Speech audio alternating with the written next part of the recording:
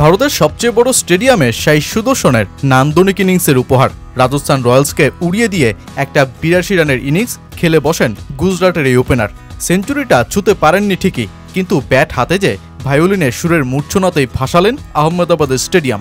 Bat হাতে যখন রাজস্থান রয়্যালসের যশস্বী জয়সওয়াল নিজেকেই খুঁজে পাচ্ছেন না, তখন শাই সুদর্শন ম্যাচের পর ম্যাচ কাঁপাচ্ছেন ময়দান। গুজরাট টাইটান্সকে টেবিল টপার বানানো এই তরুণ এখন ভারতের জাতীয় দলের কারো কারো জায়গাটাই ফেলে দিয়েছেন হুমকির মুখে। শুভমান গিল জোফরা আর্চারের ১৪৮ কিলোমিটার গতির বলে ২ রানেই হন বোল্ট।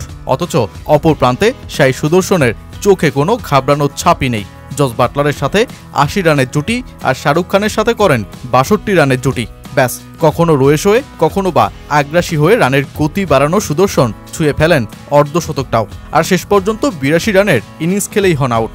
গুজরাট টাইটান্সের হয়ে টপ অর্ডারের লাইফ লাইনেই পরিণত হয়েছেন সুদর্শন।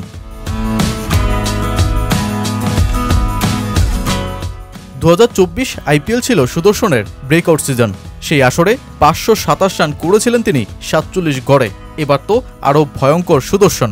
৫ ইনিংসে ৫০-এর ওপর গড়ে, এরই মধ্যে ২৭৩ রান তুলে আইপিএলের দ্বিতীয় সর্বোচ্চ রান সংগ্রাহকটাও বনে যান তিনি। তার শেষ ৯টি ইনিংসে নজর দিলেই বুঝবেন গুজরাট দলে শুভমান গিল ও জস বাটলারদের তারকা খ্যাতির ভিড়েও সুদর্শন কিভাবে নীরবে জ্বালাচ্ছেন আলো।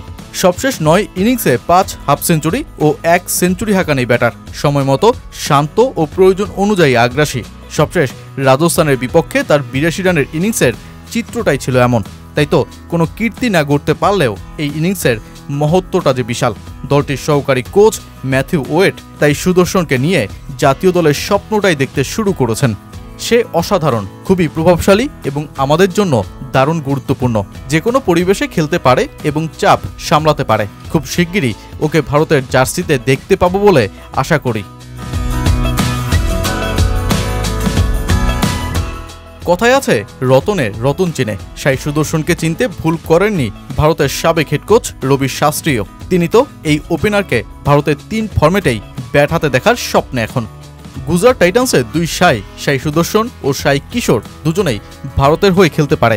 শাই কিশোর জাদেজার অবসরের পরে দলে ঢুকতে পারে, আর শাই সুদর্শন তো অল ফরম্যাট প্লেয়ার হয়ে উঠতে পারে।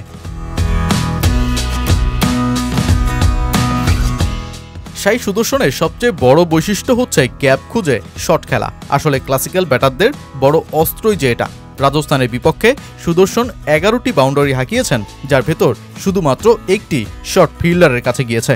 বাকিগুলো ছিল নিখুঁত প্লেসমেন্টের নিদর্শন। তাই ধারাবাহিক সুদর্শনে এখন শুধু গুজরাট টাইটান্সই না, ভারতীয় দলও স্বপ্ন দেখতে শুরু করেছে।